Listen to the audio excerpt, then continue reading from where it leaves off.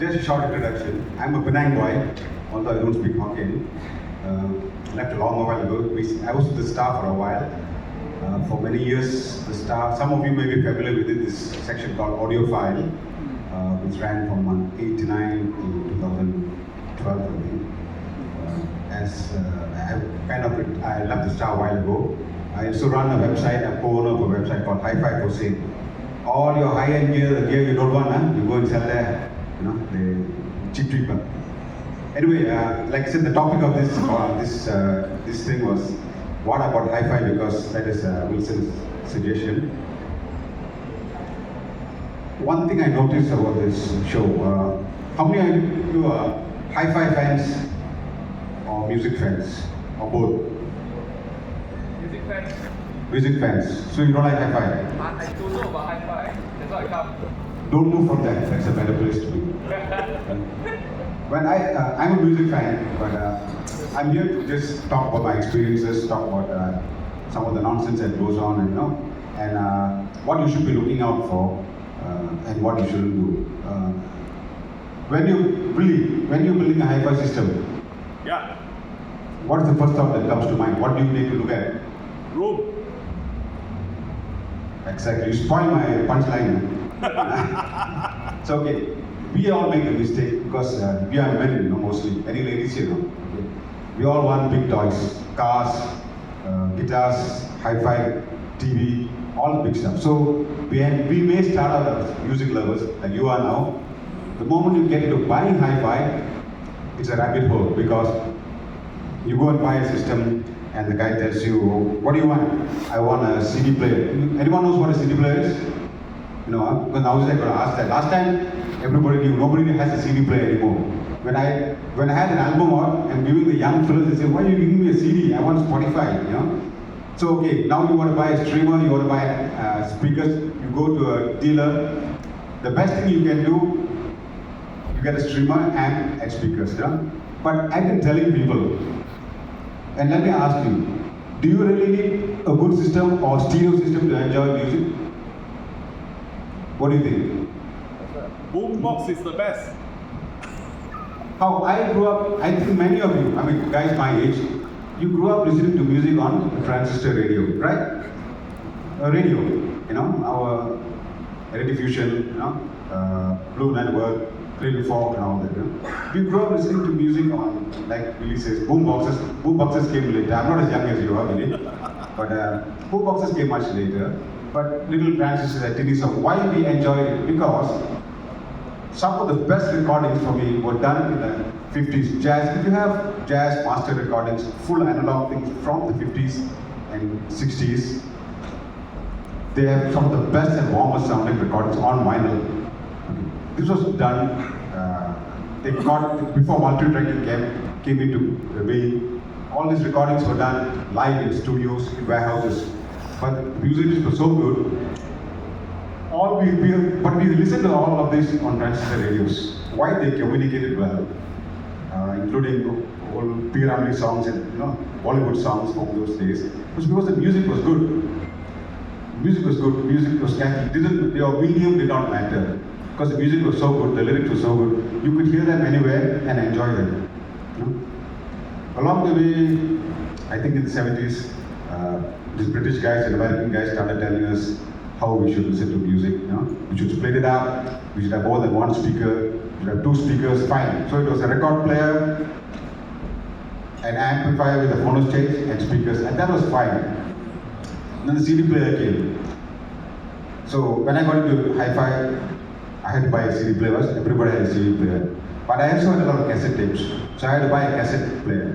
So I had a cassette player, record player, CD player, amplifier, pair of speakers.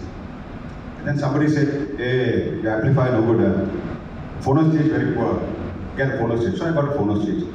Then somebody else said, your amplifier very old. Yamaha. Get a better one. So I went for a British amplifier, musical fidelity.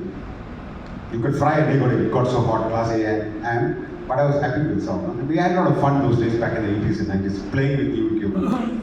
It was affordable. You could basically buy, you could put in 2,500, 3,000 ringgit and buy a basic system. Not a boombox really, you could buy a basic system. And then all these audio companies started getting ambitious. We had CD, but they were saying, nothing like cassette. So they introduced digital compact cassette, digital audio tape. What else? CD recordable, mini disc. And at one point in the 90s, I had one of everything. DCC player, cassette player, record player, DAT player, mini disc. That's when I realized it wasn't about the music anymore. It was about the technology. You wanted to see all these toys in your house.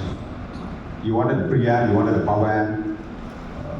We didn't look at active speakers because the hi-fi manufacturers told us, if they sell you a speaker with an amp inside it, then they're losing one component that they can sell to you.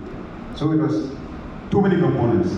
And then, of course, cables, interconnects, all sorts of other things, including, I will say it boldly and to irritate people, because I know they know it's true, selling snake oil, which means a basic wire, they'll wrap it in hello Lam. This guy and I started out doing hi-fi writing together back in the late 80s, Lam Seng Fatt. So, yeah. He stayed there, I moved on. Hey, Lam Seng Fatt, grab a chair and sit next to Sujesh. Wah, agak je pelan. You are his brother lah. People have very contradictory views. Oh, no. This is very funny.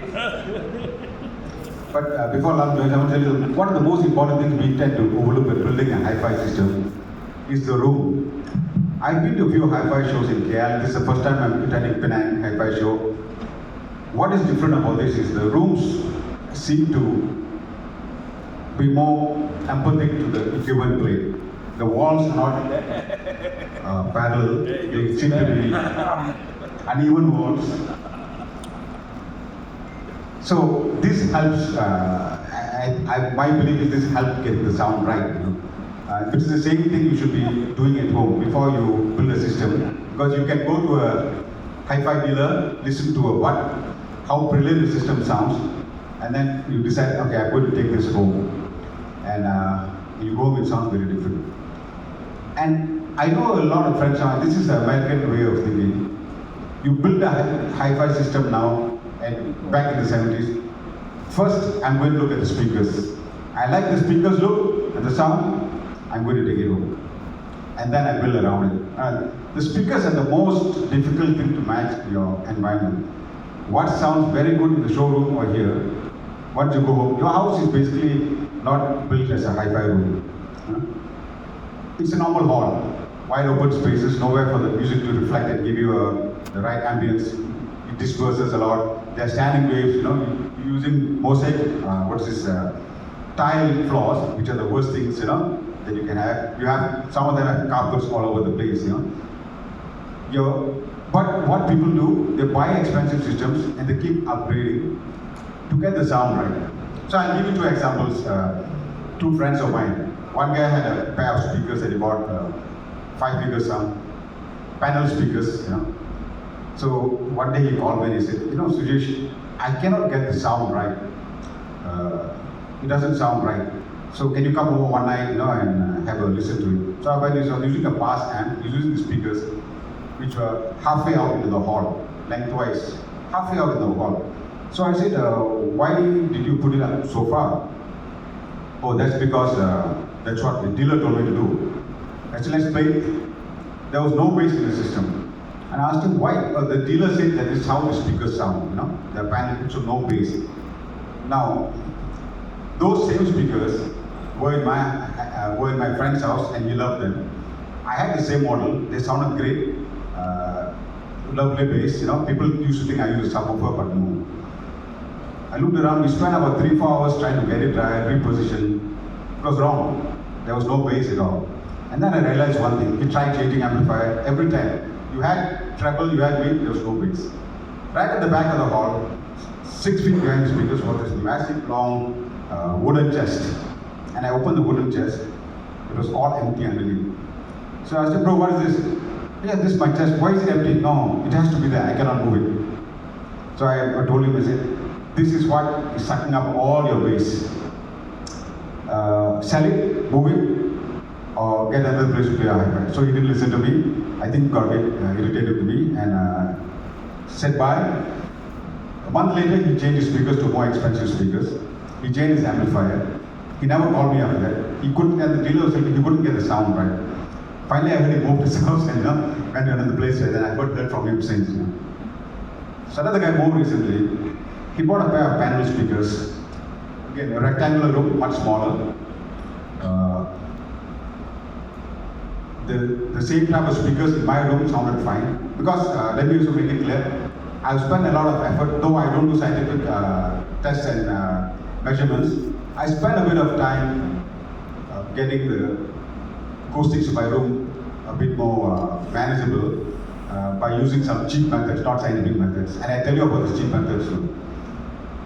This guy in this room, behind the room, his speakers a glass wall, he put curtain. In the middle of the room, there's a massive, comfortable sofa, very comfortable sofa, and he was sitting behind it. So I said, bro, your sofa, I think, is killing everything. He said, no, I cannot move the sofa from here. So what do we do? Subwoofers. So he went and bought a pair of subwoofers, matched it, and he could not get it right. There was bass, it was just not integrating with the system. Then he called a specialist hi-fi tweaker who said, no problem, I'll get it right for you, I'll do some of my magic. So that guy went home. Next morning I called him and said, what happened? He came, he did that, the hi-fi dealer called me, guy called me and said, no problem, I've done my magic, I think it should work. He called me, my friend called me the next day and said, bro, what your friend did? I said, why? Nothing, it sounds the same. All his so-called tweaks and all that. I still don't have much bass in my room. So I kept on left him. 6 months later, he said, hey bro, my system very nice now. I'm enjoying good bass sound again. I said, what do you do? I moved the sofa from the room. So it sounded very nice after that. So the main thing I'm telling you is the important thing is acoustics, in your room. You can, of course, we always say even services maybe, but we all live in rooms that have got this kind of walls, The walls are parallel to each other, you don't have odd shaped walls. What you can do the cheap way, without resorting to too much money, furniture that kind of acts as both absorbers and diffusers. Don't overdo it. In my room, I put a few solid wood cupboards with no trapping spaces. That means they're open shelf cupboards, solid wood. Sofa is minimal. I got a couple of Oralex forms, I think you've heard, absorbent foams. You give them at the corners. And I found that whatever system I've been using in my room, the differences were minimal. They sounded good to me. Right now, I'm using Rega Elex RM, that is about 10 years old. It is driving my Maggie speakers, and I've never heard my system sound so satisfying. Enjoyable. I'm not talking about the best definition, the best separation, the best bottom end, but it's marvelously engaging. And that is one aspect of my listening. The other aspect of my listening, and I've been irritating a lot of the hi-fi guys when they say, do you need stereo? What's the important thing about listening to stereo? Can anyone tell me? What's the crucial factor about enjoying stereo sound? How do you enjoy the best stereo sound? The best effect of stereo? Sitting in the middle. Sweet spot. Yeah. Okay? Sweet spot relies on the fact that both your ears are even. And as you get older, it will change. As you get older, you keep losing frequencies. My frequency range probably I can hear about 10,000, 11,000, 12,000 at the most. 30 years ago, we could hear the 18 to 20. We did a test once and destroyed a pair of speakers, listening to a test signal that went up to 20 kilohertz. So, this is what I mean. Stereo always requires that you listen to music in the sweet spot. One person, if you want the best enjoyment. That's why they always used to say, hi-fi is a very selfish problem. It is for one person to enjoy in the house. You sit down, listen to the sweet spot, listen to everything. For guys, it's a bit like masturbating, Just one person only enjoy it, you get a thrill out of it. AV is a bit more family thing, but not hi-fi, you know. So stereo especially. But I find myself, moving away from that because you want to enjoy some music. So when you're working at the side or one corner of the room, do you need a stereo system? Thanks to streaming, I think people like Sonos and all that, we suddenly have realized that we can actually enjoy streaming without being too fussy about stereo and detail by having a single box system. And I'm very, very thrilled to listen to lifestyle systems that those days, Bang and Olufsen used to market lifestyle systems that used to cost more than your basic Proton, or these days even more. These days, I think companies like hi-fi companies like Groak, who used to be a British hi-fi manufacturer, Devale, who are very cutting edge name, they all manufacture single box systems that let you enjoy a lot of the elements of the music out of the stereo context. And you also remember that when the first quad ESL was created, it was a single speaker for you to enjoy, mono recordings. But then, of course, for marketing reasons, they had two speakers, and then it just snowballed from there to this position. But I'm in a position now where I enjoy music. I recently got a Devale Mania. I got a name QB, and I enjoy listening to Tidal and Spotify on those because they're convenient. You can take it around anywhere, plug it in, so long as the app doesn't fail you, and and if you have a proper account with Tidal or Spotify, you can get the best. Sometimes when I'm listening to a speaker, I'm thinking to myself, hey, is that my hi-fi system playing? And then I look around, it's actually, I've got Tidal playing. Because they managed to get, these reputable companies have managed to get a lot of things right about how you can enjoy a one-box system. And I feel the future will be if they can incorporate things like digital group correction to the system, where it will take out much of the guesswork when you're setting up a system. You don't have to worry about standing waves. Some companies are working on this, but I actually like to have a time when you have a single box system and you can stream on it. Because let's face it, your children are all not going to listen to vinyl or CDs, right now.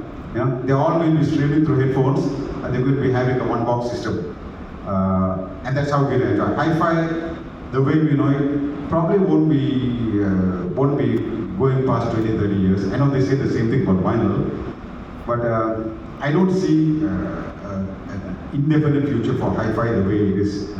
There'll be a lot of changes and a lot of evolution that will be coming up in the coming decades. I probably won't be able to enjoy them, but I can see the start of it, moving away from what we've been used to for the last 30, 40 years. So what I said, the bottom line is, what I'm trying to tell you is, don't get so hooked on the idea that you need a stereo system to enjoy music, good music. And if you're really getting into a hi-fi system, make sure you know that the room is important, and don't keep spending money on upgrading your equipment, because if your room is wrong, it's going to be wrong, whatever your equipment. Anybody wants to refute me, ask questions, argue with me, please feel free to do so. Anyone? Lam? Willie has got a question. Okay, between hi-fi equipment and room, how many percentage ratio of each? The performance that you get? Very hard to say that, really, because there's no equation to that, Hi-fi, the room is basically, I know people who, I have got a friend who bought a bungalow house many years ago, decades ago. He made sure that the room followed that golden ratio concept. He's roofing everything. So he was willing to go to that extent.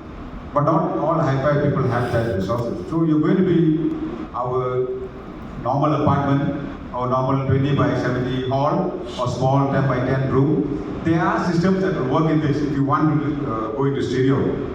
It's just that you have to be aware. Two big speakers in too small a room may not be the best. Some big speakers do work. Two small speakers in too big a room gets lost. So there's no rule on that. It's all your house design, how you spend the house. I think there are a lot of variables because we all do not have the perfect place to enjoy. Like for me, I have a very small room. I'm lucky, I have a very small room for my hi-fi. It's about 12 feet by 14 feet, but a door here, three door wardrobe here. So we make do with what we do. So I get simple panels to pad up. Now these panels are very important, like what Mr. Sujesh says. I'm trying to cut down the reverb, that's all. Bit of furniture, wooden furniture helps, you know. Don't buy any big empty stuff. Sofa depends on the sofa. Too big a sofa. Too big also cannot. Too much cushioning, you know, and all that, it can absorb a lot of things. You know, that doesn't work for your system. But when it comes to enjoyment, I have enjoyed a system which costs 2,000 plus ringgit. Speaker, Sony SSCS5, 700 ringgit. Receiver, I bought the Yamaha RN303. Somehow in that apartment I was staying, a lot of furniture. Okay lah, not super clear, but you really enjoy the sound staging, you just relax and chill.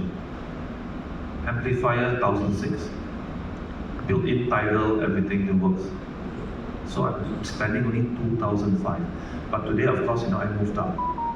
So, and I'll give an example for enjoyment. We're talking enjoyment, yeah? I own the Graham Audio LS81. It's the Harvard SHL5 equivalent 2 cubic foot speaker. I really love this speaker, it's very nice. But now I'm enjoying the simple Rogers LS35A Classic, which doesn't sound as good in terms of all the parameters, but enjoyment show. So the Graham keep in the other room. You know, it's about enjoyment of music, how you feel, rather than chasing. And also, one thing to be careful of, as humans, we are very susceptible to placebo, snake oil, impressionable, you know. So when somebody tells you this cables will make your system sound better, you take it home, you fix it, so wow, it sounds better. Does it actually? Because do you do any blind listening test? We don't know, because it's been suggested to you. You're paying the money, so you want it to sound better, so it sounds better. That's my take on it, you know. So I don't spend too much money on cables. It sounds better in the first 2 weeks. But then, first 2 weeks. First 2 weeks. Okay, my take on cable is there is a difference, but you have to be so certain you hear it. I use certain tracks, very short portion of track, just a few seconds, to hear certain parts, and I must be very certain. But I do not spend crazy money on cables. I have heard differences, but frankly speaking, if you ask me to quantify, I give you at best 5%. So are you willing to pay those thousands for 5%, which you think is that?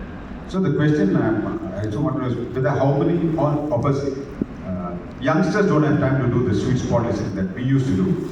And I find that as I get older, these days, there are more and pleasurable pastimes than sitting down in the sweet spot. If I sit down and listen to music now, I'll fall asleep. I cannot.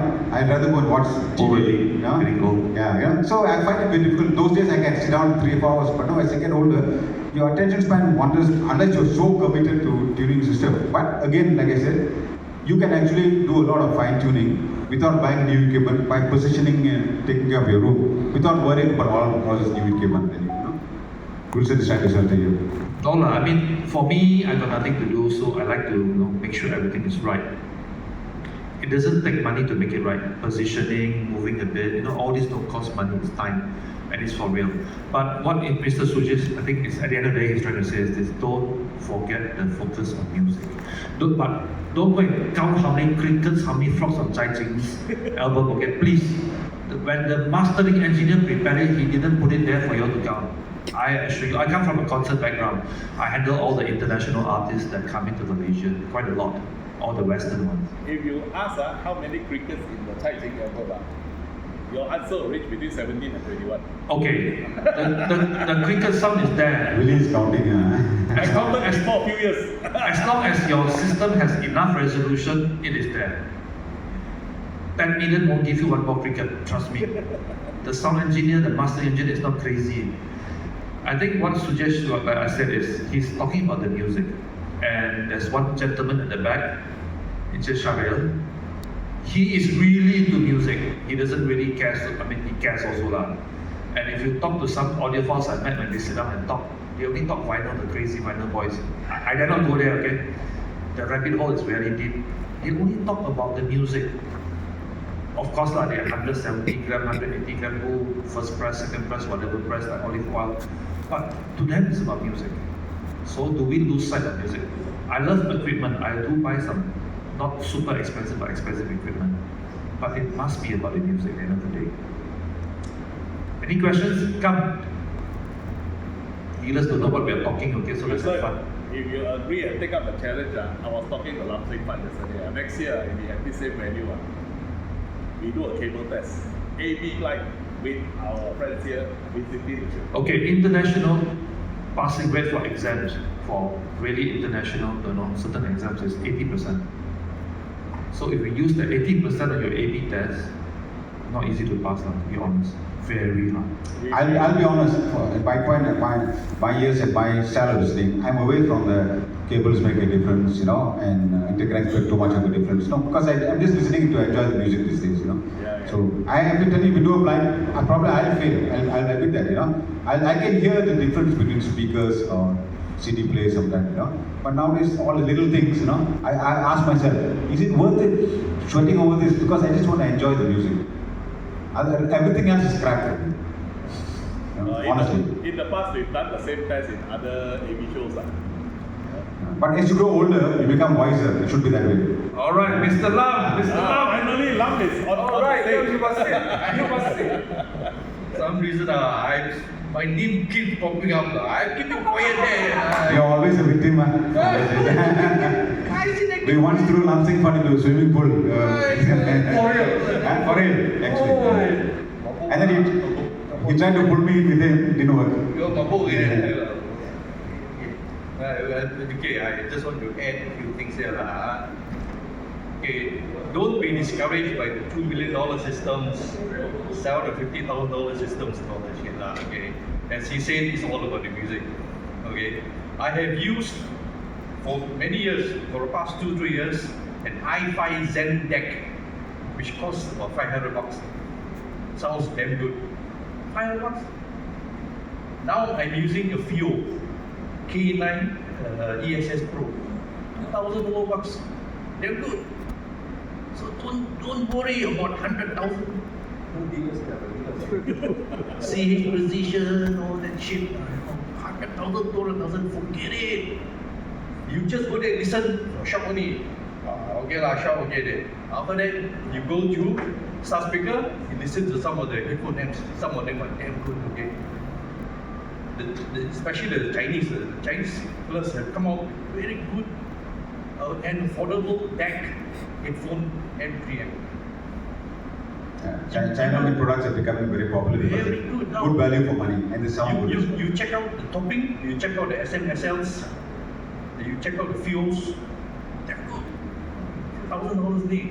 So don't worry about your CH precision, all that shit. Don't worry. Hey, no more advertisement for you, Don't worry about that. Please lock the door, Shit, dummies. Darling person, I noticed it. let's have some fun. Special branch. no more advertisement for Okay, this is you. about having fun, okay? But seriously, anything that you guys want to clear your head over and think that I'm wrong, or Lam is wrong, or we are right? Actually, Sujesh, you are correct. It's all about the music, not the sound. Music is like one of the guys said, it started as a live thing, but none of us got the time or maybe resources, and we don't have a great live music culture, so we rely on systems, Last time we were all listening to the radio, Radio Malaysia, Ref Radio, RLB. It's all about the music. I think when you're young, what you listen to on radio, I listen to Beatles and all those early music, Western music, Tamil songs on transistor radios in the 60s and 70s, It's only late, and I used to dream, when I heard about barrel systems, boom boxes, the 70s rack systems, I've seen in the French place, I used to dream about getting one, And finally when I got one, it was a long journey, over 30, 40 years, Now I'm going back, I like to have BFM play on the radio. I don't need a hi-fi system to play BFM. It's a small box, I enjoy BFM because good music, good talks and all that. While I'm doing work, it just goes over it's going back to a time when listening to music was enjoyable. And now you're listening to music through your car radio. Right, yeah. And that's another big rabbit hole because car systems, again, the madness in car audio systems is nothing compared to hi-fi. Because if you're driving a Lexus or Rolls Royce, it makes sense because those cars are quiet. But the guys with noisy Protons and BMWs which are noisy, I know car dealers who will help you get that sound. Keep the car there, start the car, engine is quiet, beautiful, you know, and then you start running on the road, you know. It's happened to me a couple of times. The moment the road noise, the tire noise gets in, spoils everything. But the guys who are spending lots, thousands of dollars, I'm not talking about 1,000, 2,000, these days it runs into 5 figures, to fine tune the car systems. And the car dealers, nowadays cars all come with fixed, head units. You can't change them like the way you used to do. So the car dealers have evolved to providing DAC systems, fine-tuning speakers, you know. And guys spend a lot of money who spend time in the car, spend a lot of money to get what they think is right. So yes, no, I know you understand what I'm talking about. That's great, you know. So anything else, Lam? You want to add? Sometimes it is worthwhile to look for companies that do OEM stuff. Like for example, the network switch. I think it's Sujesh Pavithran. I think they're on FM acoustics. They're using the English Electric network switch. It's actually OEM by Silent Angel in Taiwan. Silent Angel is cheaper, so buy Silent Angel. All the brand makes a difference. Yeah, brand very important. It's OEM by Silent Angel. No, the brand, the logo. The logo you buy lah, you pay In the lah. car world, if you stick the right sticker, you get 5 horsepower plus. Yeah, car same thing. Nobody will buy a Geely, but put a Proton label. Everybody is buying Geely now. Right? Yeah. So it's the brand is important. We are all victims of consumerism. You know, we buy products because it makes us feel good, not because we need them. You know, because we feel that we want to. Big boys' toys, as we call them. Yeah.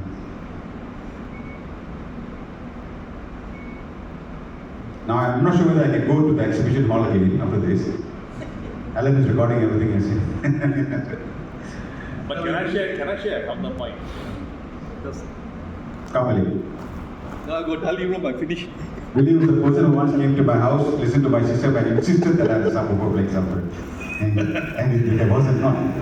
So, hi everyone, I'm Billy. At one point, I was a hi-fi reviewer, a Malaysian hi-fi reviewer for 10 years. I was writing as a big E on Hi-Fi Unlimited. And at my peak, I had 3 million readers a month. And my advertisement fees were great. How much? They were great. It allowed me to upgrade to 6-figure cables. So did yeah. On I never say you sell them. Yeah, but now I stopped writing now. Writer's block. Ears also degrading. I used to be able to hear 17 kilohertz. I did audiometric tests. And recently I did another audiometric test. Now I'm down to 11K. Yeah. So as we old, we reduce our hearing capabilities. But I have a counterpoint to Sujesh. You know, I started as an equipment man. I love fiddling with equipment. And that's why it drives me to review. I like to open up, see what capacitor give you what sound, you know. Tape decks, what kind of mechanism make the bulb flutter steady, and do what I can to make it better. But actually, it was the equipment that led me to the music. It was the other way around. My journey is the other way around. So I started tinkering with equipment first. But by year 1999 or 2000, I think it started with Petrodell's Philharmonic. That was when I started attending live concerts.